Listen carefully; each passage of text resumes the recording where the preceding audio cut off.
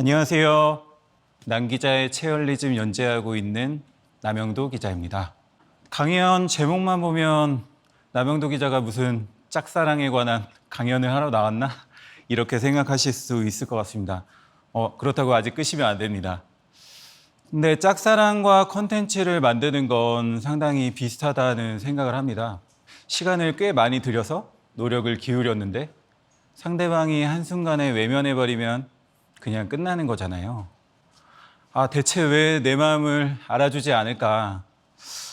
한 자리 구독자 수와 조회수를 보면서 이렇게 속상하시고 고민하신 분들도 많이 있을 것 같습니다. 여기 서서 저는 좀 이제 아닌 척하지만 저도 항상 고민했었고 지금도 고민은 계속되고 있습니다. 영화 도가니 아시죠? 이게 2000년부터 5년 정도 인화학교에서 실제로 있었던 일인데요. 청각장애 아동들을 상대로 성폭력과 학대가 이루어진 실제 벌어졌던 일을 영화화한 콘텐츠였습니다. 저는 이 도가니를 보면서 이거 청각장애 아동의 이런 문제에 대해서는 관심이 꽤 많이 올라왔는데 실제로는 어떤 게 더 필요할까?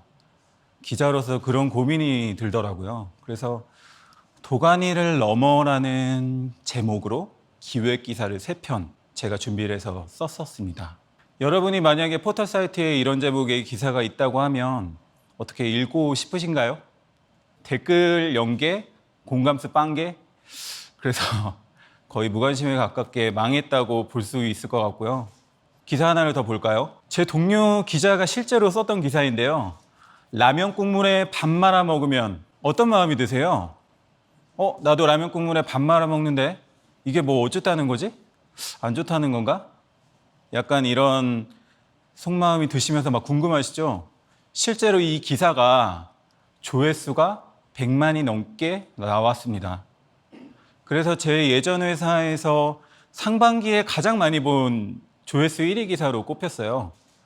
그래서 그때 예전 회사 사장님이 시상을 하시면서 최다 클릭상 라면 국물에 밥 말아 먹으면 이렇게 말씀을 하셨습니다. 그래서 다들 막 빵 터지고 막 웃었던 기억이 나는데요. 그런데 웃을 일이 아닙니다. 왜냐하면 이게 재미있는 기사라는 걸 보여주는 거거든요. 재미있는 콘텐츠를 만들고 싶은데 대체 왜? 라는 질문을 먼저 던져보고 싶습니다. 이 왜라는 이유를 먼저 물어보는 게 굉장히 중요한 이유가 이게 콘텐츠를 만들다가 나도 모르겠다, 이제 정말 어떻게 해야 될지 모르겠다라고 지치고 포기하고 싶을 때 이걸 포기하지 않고 지탱하게 해주는 강력한 동기가 됩니다. 그래서 당연히 재밌으면 좋지, 모두가 좋아하니까 이런 마음으로 그 단순한 동기가 아니라 그런 동기는 힘이 약하거든요. 굉장히 구체적이고 분명한 나만의 이유가 있어야 됩니다. 저한테도 이 재밌게 만들어야 되는 이유가 있었습니다. 2011년 얘기인데요. 휠체어를 타시는 지체장애인 분을 만나서 취재를 한 적이 있었어요. 이분이 저한테 그런 말씀을 하시는 거예요. 기자님, 저는 장애인들을 차라리 한 군데 모아놓고 안락사를 시켰으면 좋겠습니다. 제가 물었어요. 왜 그렇게 약한 소리를 하십니까? 그랬더니 장애인으로 사는 게 너무 힘듭니다. 이렇게 말씀을 하시더라고요. 그래서 제가 그분께 말씀을 드렸어요. 제가 정말 기사를 잘 써서 모든 분들이 관심을 가질 수 있게끔 정말 기사를 잘 써보겠습니다. 그렇게 약속을 하고 집에 돌아왔어요. 그런데 밤에 잠이 안 오는 거예요.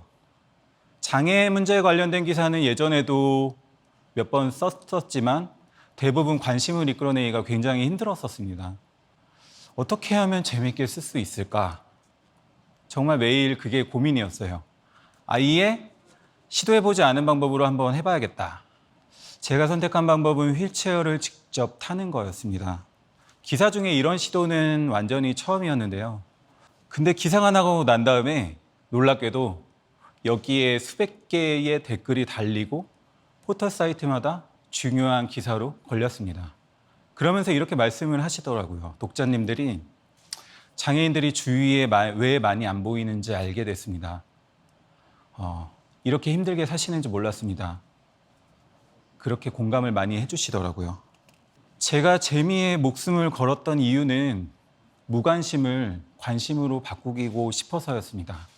이게 저에게는 지치지 않게 해주는 강력한 동기였어요. 인류의 절반이 매일 불편함을 겪는데 나머지 인류의 절반이 관심이 많지 않은 게 있죠. 브래지어를 입는 겁니다. 탈코르셋 이슈에 대해서 한번 꼭 잘 전달하고 싶은데 어떻게 하면은 기사를 보게 할 수 있을까, 재밌게 전달할 수 있을까를 고민을 하다가 제가 직접 입어보기로 했습니다. 이게 실제 입었던 브래지어고요. 이 기사 역시 굉장히 많은 관심을 끌었습니다. 조회수가 포털사이트 다 합쳐서 아마 150만 건이 넘게 나왔던 것 같아요. 그러니까 다시 강조해서 말씀드리고 싶은 건 자신만의 이유를 꼭 찾으시길 바랍니다. 당장 질문해 보시면 좋을 것 같아요. 대체 왜 이 콘텐츠를 재밌게 만들고 싶으신 건가요? 이제 방법에 대한 이야기로 들어가 보겠습니다. 그럼 대체 어떤 방법이 있느냐? 그걸 먼저 말씀드리기 전에 이 얘기를 먼저 말씀드리고 싶어요. 그런 말 있죠? 왜? 진짜 이렇게까지 해야 돼? 예. 진짜 그렇게까지 해야 됩니다. 왜 그러냐면요. 우리가 접하는 컨텐츠가 너무 많아요. 우리가 대부분 웬만한 것들은 접한 것들이고 익숙한 것들이고 그러니까 뻔하고 다 알고 있는 것처럼 느껴져서 재미가 없는 겁니다. 그러니까 발상을 좀 바꾸셨으면 좋겠어요.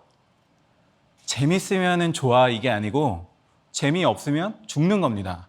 살아남을 수가 없어요. 이제 엄청난 비결을 알려줘 이런 눈빛으로 쳐다보실 것 같은데요. 누구나 할 수 있는 가장 간단한 방법 하나를 말씀드릴게요. 여기 있는 노트는 생각 서랍이라는 제가 직접 작성하고 평소에 가지고 다니면서 아이디어를 적는 노트입니다. 첫 번째 용도는 갑자기 좋은 생각이 떠오를 때가 있죠. 그럴 때 이 생각을 붙잡아 두지 않으면 금방 사라지거든요. 그걸 보물처럼 이 생각 서랍에 넣어두는 겁니다.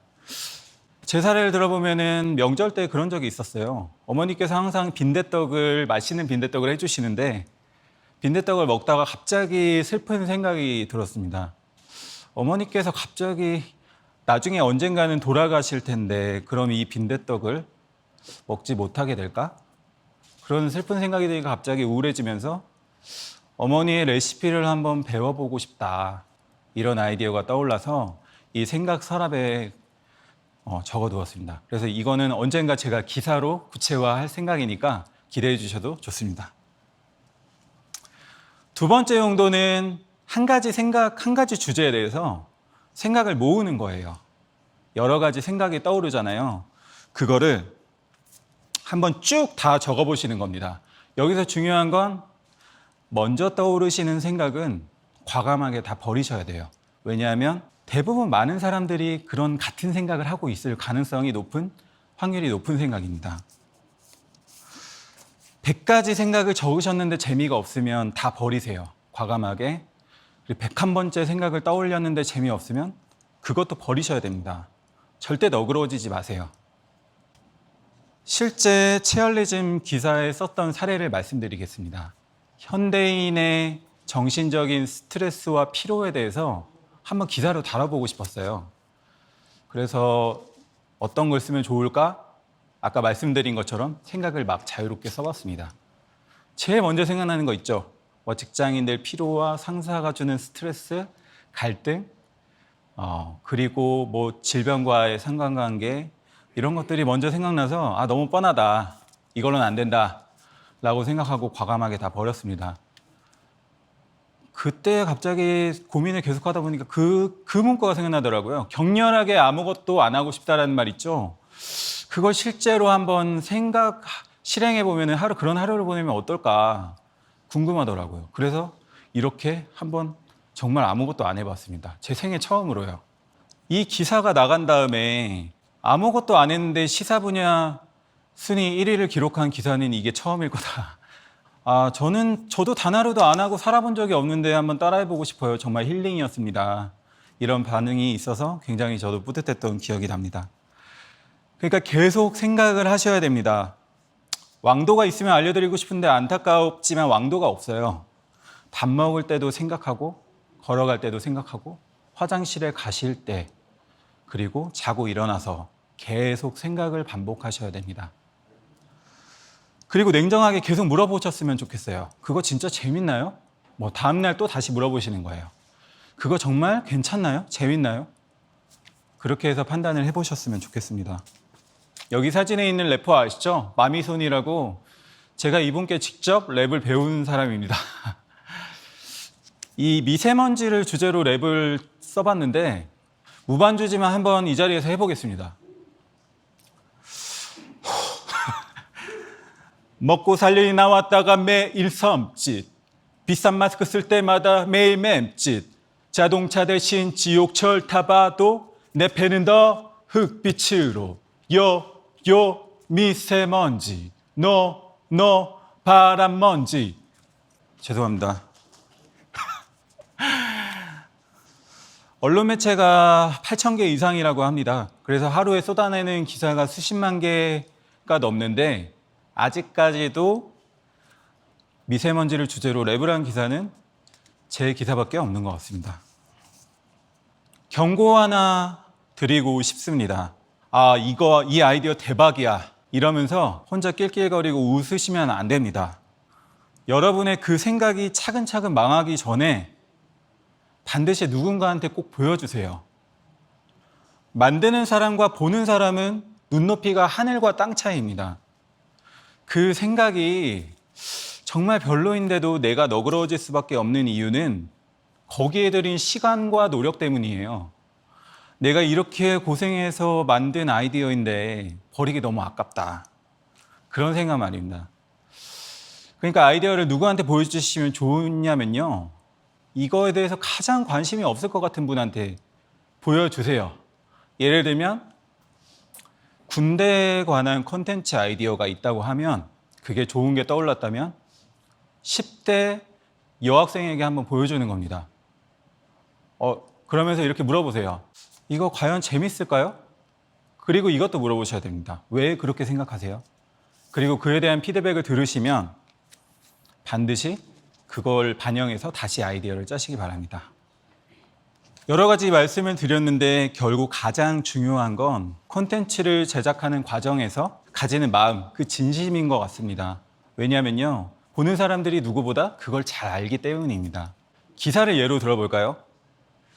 이거 뭔가 광고같이 쓴 기사인 것 같은데? 이거 광고 기사 같은데? 이런 게 있죠? 그리고 또 어떤 거는 정치적 의도가 다분해 보이는 그런 기사도 있습니다. 조회수를 단순히 뽑으려고 썼나? 이런 자극적인 기사도 있고요. 그게 아무리 숨기려고 해도 너무 잘 정직하게 드러납니다. 보는 사람이 다 알아요. 그래서 누군가의 마음을 움직이고 싶으시다면 진짜 마음을 담아야 합니다. 내가 조금이라도 이 콘텐츠로 인해서 세상을 좋게 바꾸고 싶은 그런 마음, 그리고 무언가라도 바꾸고 싶은 마음, 힘든 사람들에게 잠시나마 웃게 해주고 싶은 마음, 그리고 코로나로 지친 일상에서 잠시라도 있게 해주고 싶은 그런 마음, 그런 게 다 좋은 진심입니다. 그런 콘텐츠가 오래 갑니다. 제가 떡볶이집 사장님에게 최고의 칭찬을 해봤다라는 기사를 쓴 적이 있어요. 저랑 아내랑 이 떡볶이집이 최고 좋고 앞으로도 계속 오래오래 잘 되셨으면 좋겠습니다. 그랬더니 사장님이 평소에 되게 무뚝뚝하신 분이거든요. 근데 환하게 웃으시면서 너무 감사합니다. 이렇게 말씀하시는 거예요. 제가 담고 싶었던 진심은 이런 거였습니다. 이게 100만 원짜리 비싼 조명이거든요. 그렇지만 이 불을 밝히는 건 1,000원짜리 전구 하나인 겁니다. 내 삶이 초라하게 때로 느껴지더라도 괜찮다는 그런 메시지를 전하고 싶었습니다. 이 기사가 나간 다음에 눈물이 났다는 독자분들도 많으셨고 위로를 받았다는 독자분들도 많았습니다. 제가 체험할 때마다 자주 들었던 이야기가 있습니다. 기자님 이렇게까지 체험하실 줄 몰랐습니다. 취재원분들이 그런 말씀을 많이 하셨어요. 저는 대충 사진만 찍다가 그냥 가실 줄 알았습니다. 근데 정말 단 한 번도 타협하지 않고 무식하게 버티면서 체험을 했습니다. 왜냐하면 그게 제 진짜 마음이었고 저는 이분들의 삶을 정말 알리고 싶었거든요. 그렇게 하니까 제 진심을 알아주신다고 생각을 합니다. 짧게나마 당부드리고 싶은 게 하나 있는데요. 이 컨텐츠에 대한 오답 노트도 꼭 만드시라고 말씀을 드리고 싶어요. 여기서 중요한 건 피드백인데요. 기사로 치면은 댓글이죠. 저도 피드백을 굉장히 중시하는 사람이기 때문에 제 기사에 달린 댓글을 하나도 빠짐없이 다 읽고 있습니다. 예전에 붓다 강훈이라는 N번방 성범죄자가 있었죠. 그 사람이 이슈가 되었을 때 데스크가 이런 기사를 쓰라고 지시했습니다.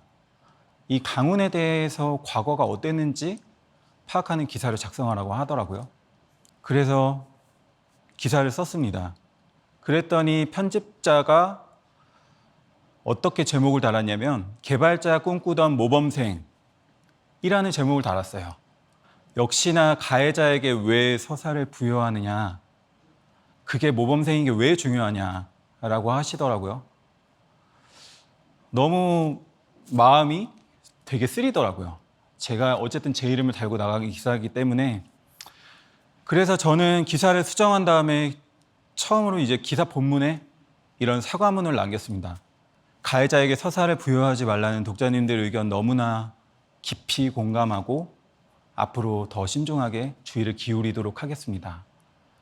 그랬더니 오히려 독자님들이 기자가 사과하는 건 처음 봤다고 하시면서 앞으로 더 주의 깊게 기사를 살펴보겠다고 응원도 해주시더라고요.